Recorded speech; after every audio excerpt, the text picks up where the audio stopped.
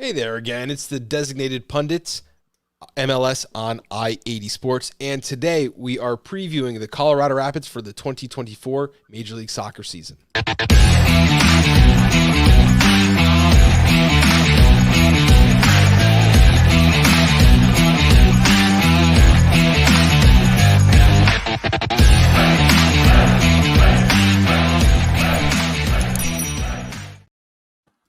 We are rapidly approaching that halfway point as we preview each and every team in Major League Soccer, all 29. We are the Designated Pundits. You can find us i80sports.com, youtube.com/i80sports, or search Designated Pundits wherever you listen to podcasts. I promise we'll be there, bringing each and every one of the 29 Major League Soccer seasons. I'm Bob. This is my co-host, Steve, and we're joined today by Brendan Ploen, who is a beat writer for the Colorado Rapids. Brendan, tell us where we can find your work. Well, I'm currently a free agent, but I'll be helping out with Burgundy Wave this year. So that's new. I was with the Denver Post previously, but you can follow me on Twitter at Brendan Ploen. Ploen for now. And then I'll be getting going here, writing stories again in the next week or so. So excited to be back joining the Rapids again, like I never really left, just 6 weeks off on the beat, and moved, by the way. So if in case you didn't know, I'm now based in Chicago instead of Denver. It was a great time, loved it, but now I'm still happy to be helping out with the Rapids just from Chicago. Love it. And Scott, how you doing today? I see you laughing over there. Was it something I messed up? Yeah, you just called me Steve, and man, you really are fading. These late ones are hard for an East Coast boy, aren't they? Well, Steve gets some props too, but Scott, you had too many compliments today, so I guess I had to pull you back down. It's good. It's good. Like people in my DMs, we like Scott. We like Scott in my DMs, so I had to knock you down one. I like that. Thank you. No, thank you for keeping me humble. My head gets big. That's fine.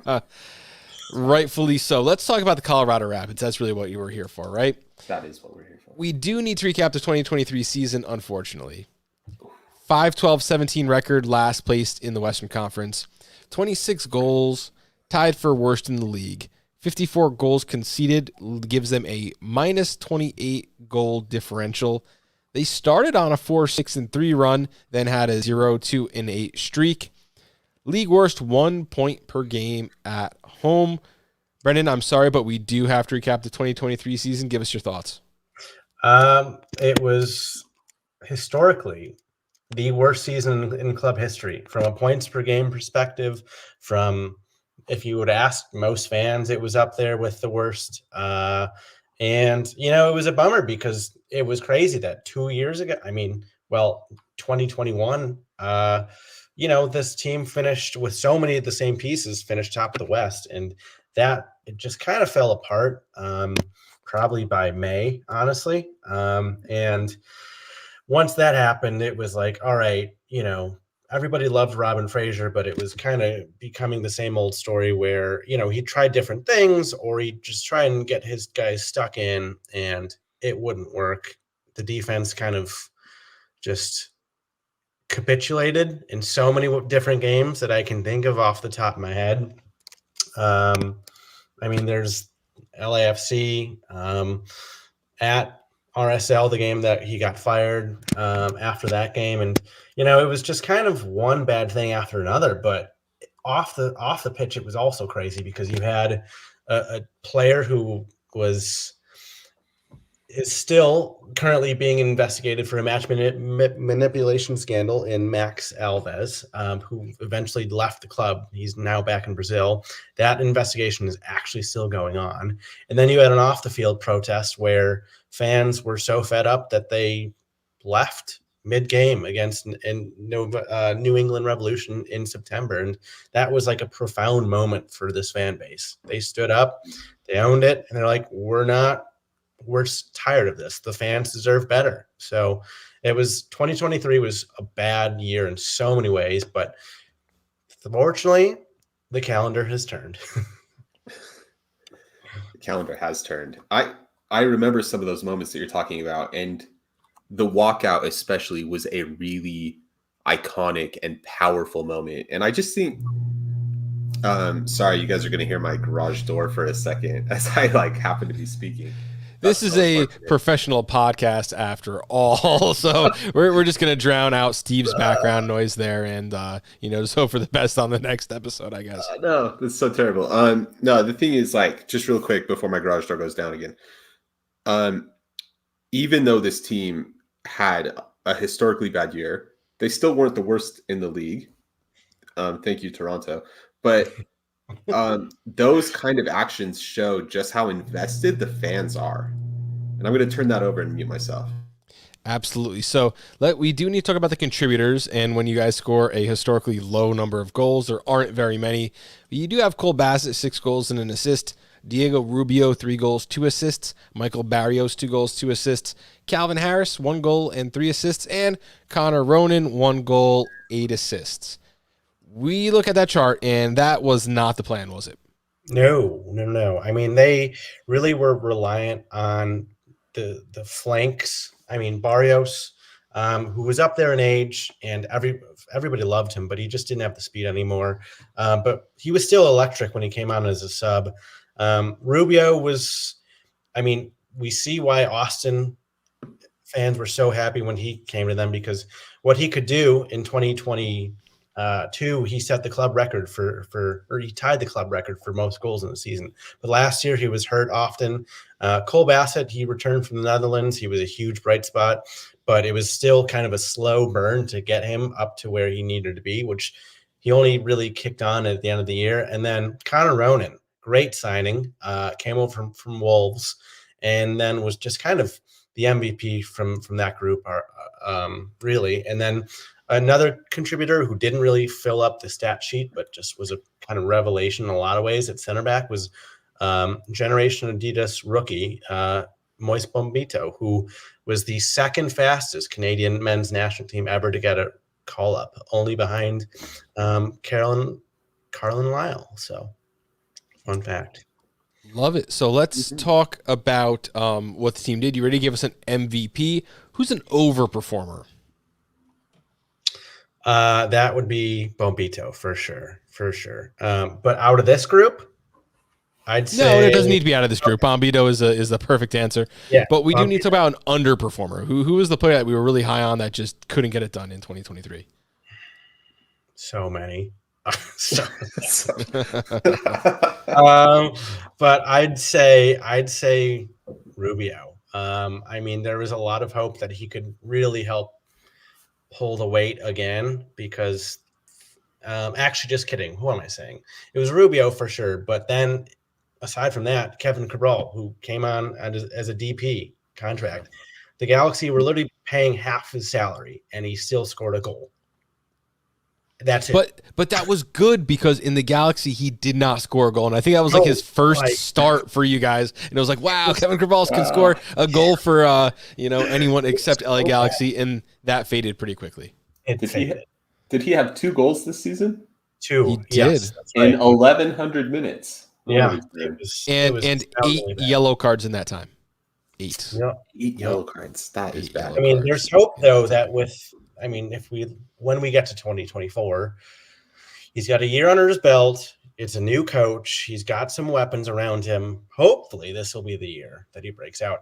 Actually, there was jokes that they signed the wrong brother, because his brother Remy absolutely crushed it with Rapids 2 at Next Pro. He was the Golden Boot winner, while Kevin had 2 goals. So, sometimes you just have to do that. You got to sign the brother to lock it in. Give some of those blank paychecks. Incoming, outgoing players. This is one of the busiest Major League Soccer teams, and I would hesitate to say that they're even done yet. Zach Steffen comes over on a Garber money deal, not a DP signing. You bring in Georgi Mihailovic, Omir Fernandez from Red Bull. Sam Vines makes his triumphant return. Jasper Loffelsend, who I'm sure Scott is going to want to talk about in a little bit, and Diak. So let's talk about the incoming players and what that's going to mean to the squad this year. Yeah, where this is arguably, the front office knew this had to be a big off season. They just knew that they could not keep on keeping on at the pace that they were going because they knew they were going to be left behind. So they really, really invested into the draft and into the market. And if you look at it, they kind of overhauled so many different positions. A new starting goalkeeper in Stefan, who was, oh my gosh, who would have thought that, Then, but even the first signing with Fernandez, that he was the first free agent off the board for the winter. And that was a big deal because it's like, all right, they're serious about it. And then you just keep adding and adding and adding. And all of a sudden you're like, oh my gosh, this is not only entirely pretty much going to be a new starting 11, it's going to be just a group that's really eager and hungry to compete and play for the badge. And I think that's really what this fan base needs. Love it. Outgoing players, you lose Jack Price. Huge loss. We can keep going down the list, but I want to stop there. The badge. He exemplified it. I mean, there's nobody, that I've covered at least, that who is a better representation of what it meant to be a member of the Rapids. He's back in England now. It looks like he's going to be signing for English League One or Championship team, hopefully here soon. But yeah, massive loss because you got to replace the captain. And then if you look at it, everybody else has kind of moved on. Gutman to Chicago, Yarborough to San Jose, Rubio to Austin, and then Nicholson and Wilson, the two Scotsmen, they're back in Scotland. Good for them. So. Yeah, lot of turning pieces here, but I think you've upgraded in almost every single one. I mean, we could say Jack Price, but it was almost like when Jack Price went down last year, we just said, okay, we're just going to bet against Colorado every week from that point on. And it was whenever there was even money or better against Colorado, we're like, was Jack Price in the lineup? No. Okay, nope. We're betting against him. Oh, yeah. I mean, the points per game with him versus without him before that bigger injury was astounding. And it was like, okay, he's their heart and soul, and now he's gone. But, I mean, they've got Mr. Rapid, Keegan Rosenberry, who's actually came from Philly, I don't know, 2018, I think. He's been here, the Iron Man for the team, and he's going to be the new captain this year. So that's exciting. I love Andrew Gutman, who was like the whipping boy on Red Bull for so many seasons. And then he joins Tom Barlow, the other whipping boy from Red Bull on Chicago. I can't wait to have them on Monday. Guys, tune in Monday, and we're going to tear Chicago apart. A lot of interesting things going on in Chicago, but I have to, throw some shade at my boys. We have a new roster. If I turn on the TV, what do I see as far as play style, coach, formations, tactics? Let's talk X's and O's. X's and O's. I mean, the way that I would describe it is iced coffee soccer under Chris Armis. It's not quite going to be, Red Bull soccer where it's nonstop, go, go, go, go. But they're absolutely going to use altitude to their advantage. Return to that home form that they've so desperately been wanting to get back to. Because you got to remember, late 2019 through 2021, they were just phenomenal at home. And then, 2022, so, but last year was just, they went away from that. And the whole thing here is they got to use their pace and their altitude advantage to their advantage.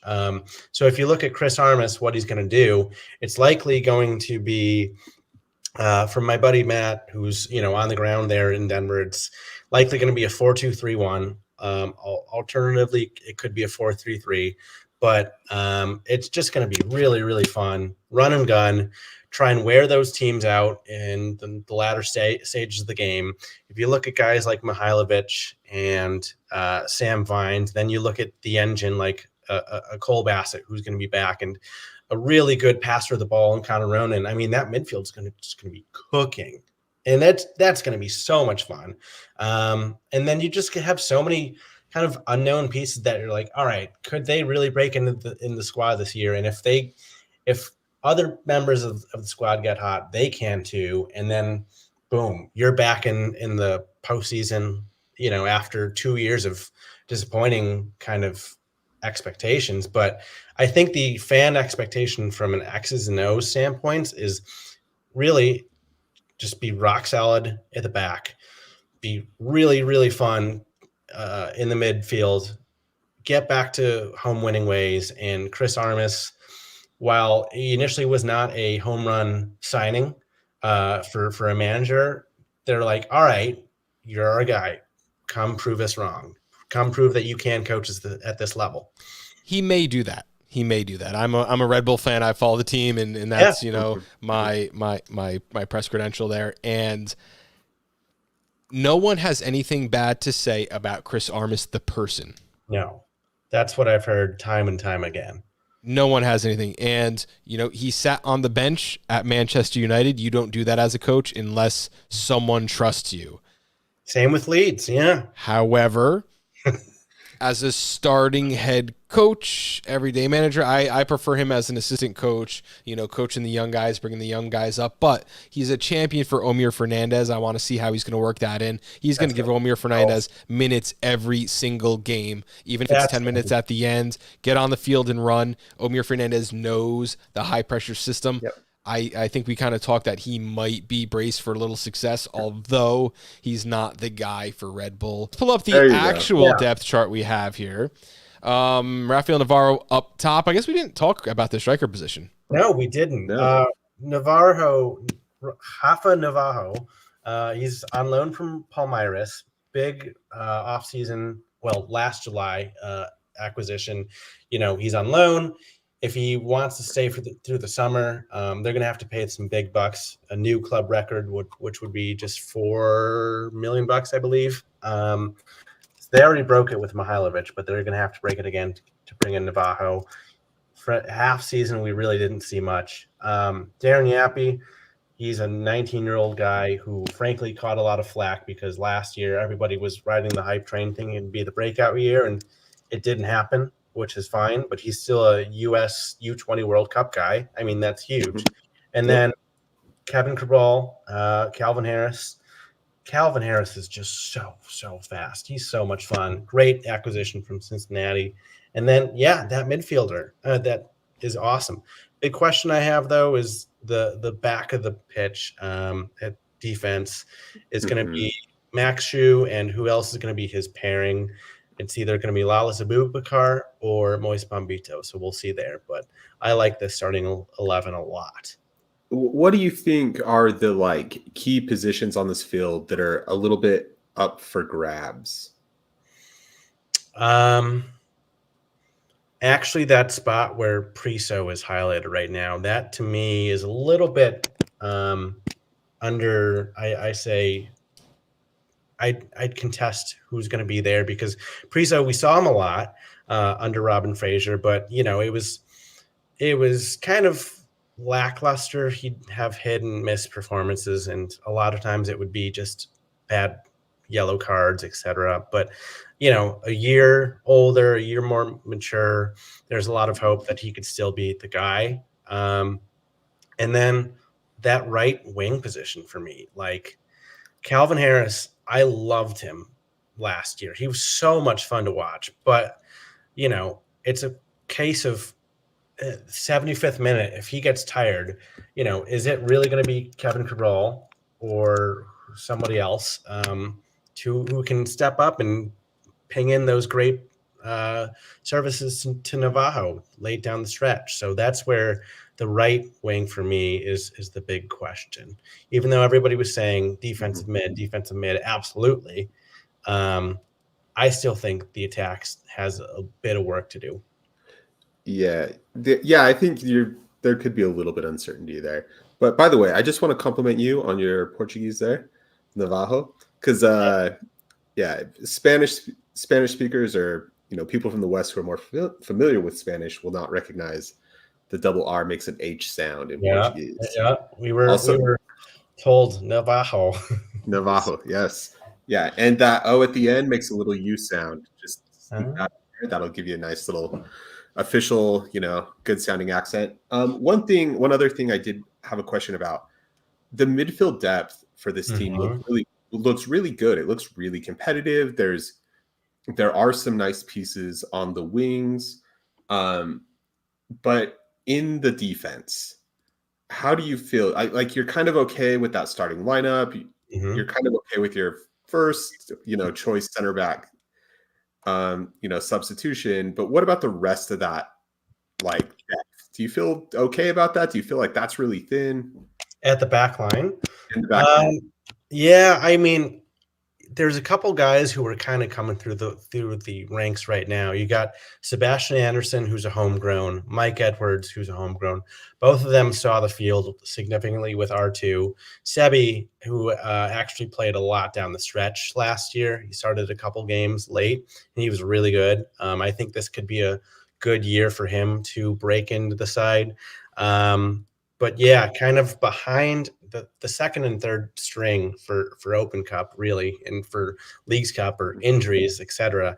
That's a little bit worrisome. Alex Gersbach came in last year. He's a left back as well, so will be interesting to see there. And also, we didn't mention this: the incomings. Colorado crushed it in the draft. They had 2 of the top 5 picks where they selected Generation Adidas guy Kamani Stewart-Baines, who's on the left-hand side. I think he's a winger.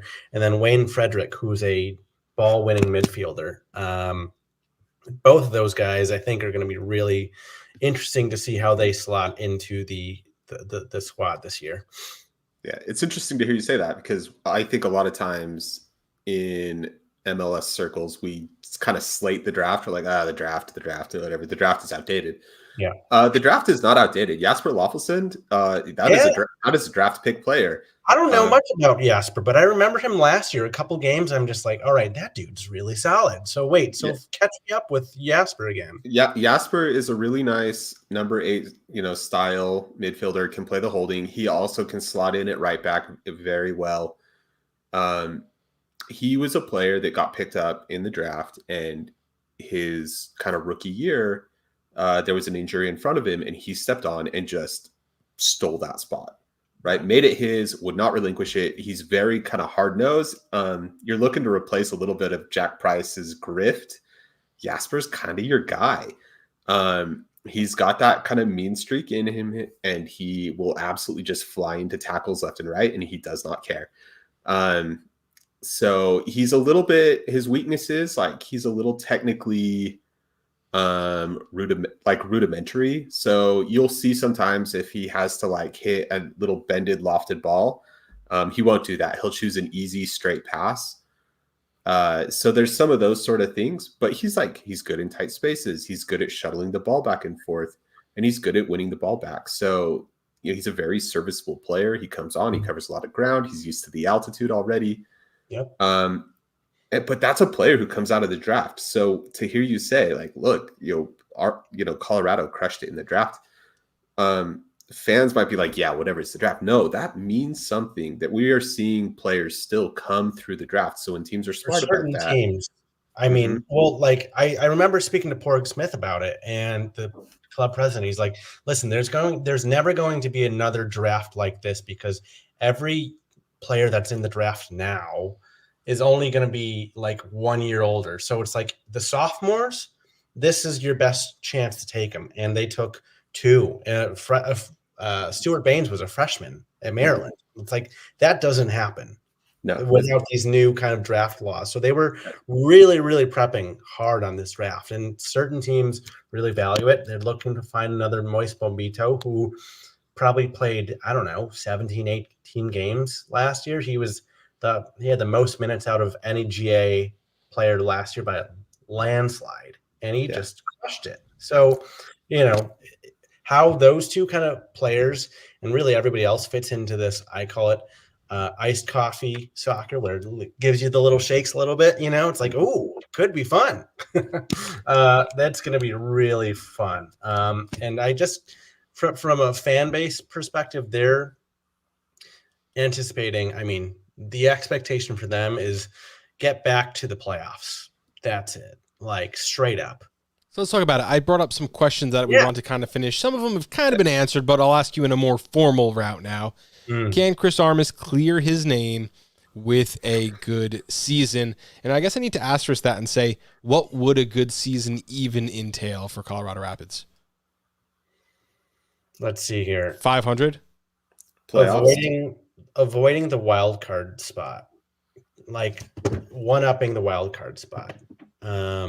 So what's that? 7th, Top 6th? 7. Yeah. Yeah, Top 7-ish. top Yeah. 7. I'd say that for sure.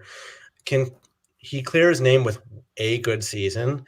I think it'll take 2, frankly, just because of like the perception around the league is so zeroed in on him, and it's like he's like, I don't care, I'm gonna do my own thing and lead the team this way.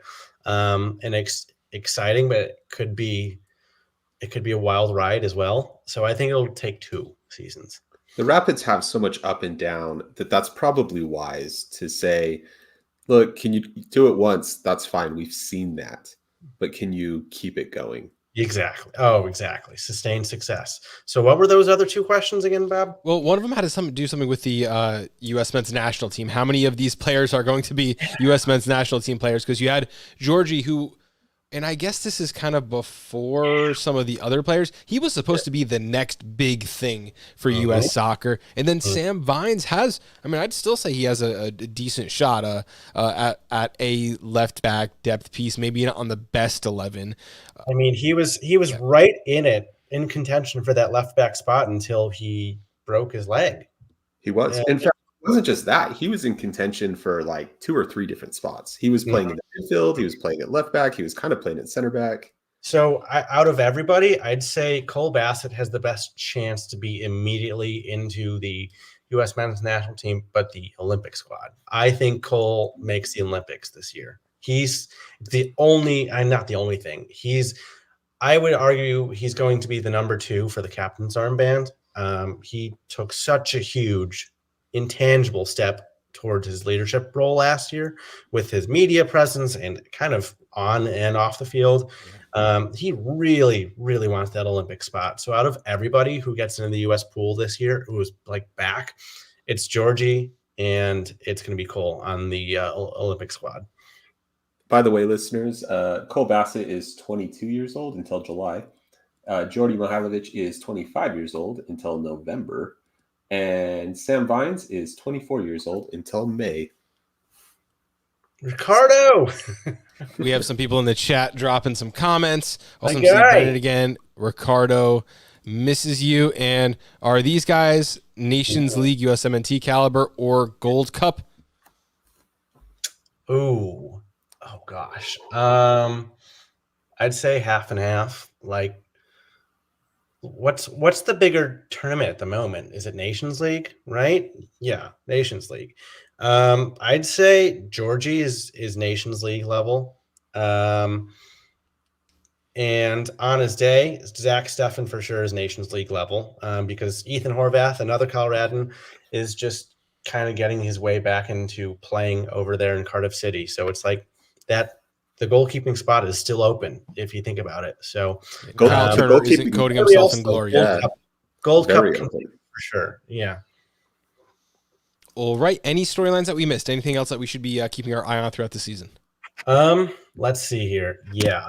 I'd say the C38, the fans, and how they just kind of react, because is it a full reset? Or is there maybe some underlying tension with the ownership group, and is it really a fresh start? I mean, the thing that people were really impressed with right away is that Armis was like, I have to go meet with C38 at these bars, and I want to meet the media, and was not afraid to just get himself out there right away. And that was like really impressive for the fans. They're like, okay, nobody's actually bothered to do this before, or if it has, it's been like a way, way smaller scale.